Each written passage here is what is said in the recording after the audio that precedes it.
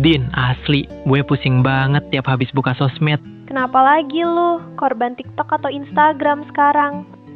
Dua-duanya. Si Aldo angkatan kita udah jadi manajer. Si Tasya jalan-jalan ke Jepang. Si Riko tunangan. Lah gue, masih magang, gaji pas-pasan. Tiap malam cuma rebahan sambil mikir, gue ini ngapain sih hidup? Gue ngerasa tertinggal banget. Klasik banget Yan, FOMO dicampur quarter life crisis. Tapi lu tahu nggak, sebenarnya ada satu filsuf abad ke-19 yang udah nulis tentang ini. Namanya Friedrich Nietzsche. Ada kumpulan pemikirannya yang kalau diterjemahin tuh judulnya pas banget buat lu. Manusia yang asik dengan dirinya sendiri. Asyik dengan diri sendiri. Kedengarannya kok egois atau narsistik banget ya? Kayak orang haus validasi yang hobi selfie terus nulis caption self-love. Justru kebalikannya Yan, Nietzsche tuh paling benci orang yang haus validasi. Menurut dia, mayoritas manusia itu terjebak dalam herd mentality atau mentalitas kawanan. Kayak domba, kalau satu jalan ke kiri, semua ikutan tanpa nanya kenapa. Contoh gampangnya di zaman sekarang apa? Ya, tren di medsos kita. Umur 22 harus punya mobil. Umur 25 harus nikah. Tiap minggu harus nongkrong di kafe estetik biar kelihatan punya kehidupan. Kita ngikutin itu semua bukan karena kita beneran butuh, tapi karena takut dibilang aneh atau tertinggal sama kawanan kita. Bener sih. Gue sering ikut war tiket konser atau beli baju brand tertentu, sebenarnya cuma biar ada bahan buat story IG, biar ngerasa diakui. Pas konsernya kelar, ya gue biasa aja, malah dompet yang nangis. Nah, makanya Nietzsche bilang, langkah pertama buat jadi manusia seutuhnya adalah berani menarik diri dari kawanan itu. Menjadi asyik dengan diri sendiri, artinya lu berani bilang, gue nggak butuh standar lu pada buat nentuin jalan hidup gue. Tapi kalau gue menarik diri, bukannya nanti gue malah jadi nolep, kesepian, terus gak punya temen. Nietzsche membedakan antara loneliness, kesepian, sama solitude, kesendirian.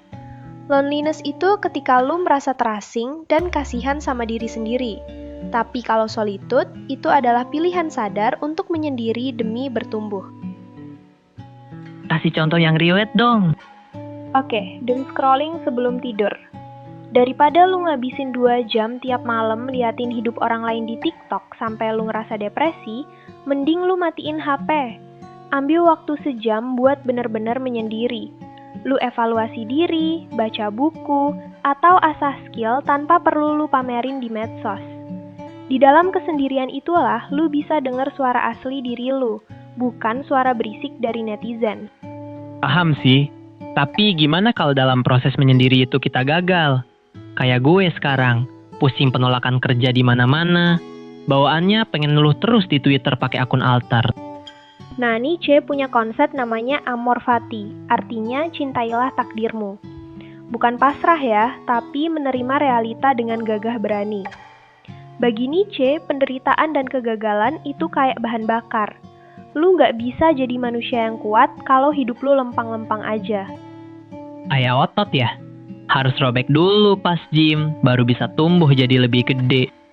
Exactly. Jadi, kalau lu ditolak kerja, alih-alih lu bikin thread sedih buat nyari simpati, lu terima itu sebagai bagian dari proses. Lu olah rasa sakit itu jadi motivasi buat belajar lagi. Lu cintai proses pahit itu karena itu yang bikin lu beda dari kawanan domba yang lembek. Terus, tujuan akhir dari semua ini apa, Din? Menjadi Ubermensch atau manusia unggul. Dalam konteks kita sekarang, Ubermensch itu adalah orang yang berhasil merdeka secara pikiran. Orang yang nggak butuh algoritma medsos buat ngasih tahu dia harus hidup kayak gimana. Misal, orang-orang bilang sukses itu harus jadi CEO di umur 25. Tapi si Ubermensch ini mikir, enggak, sukses versi gue adalah ketika gue punya waktu luang buat keluarga, kerjaan stabil, dan hidup tenang tanpa utang. Dia bikin aturan hidupnya sendiri dan bertanggung jawab penuh.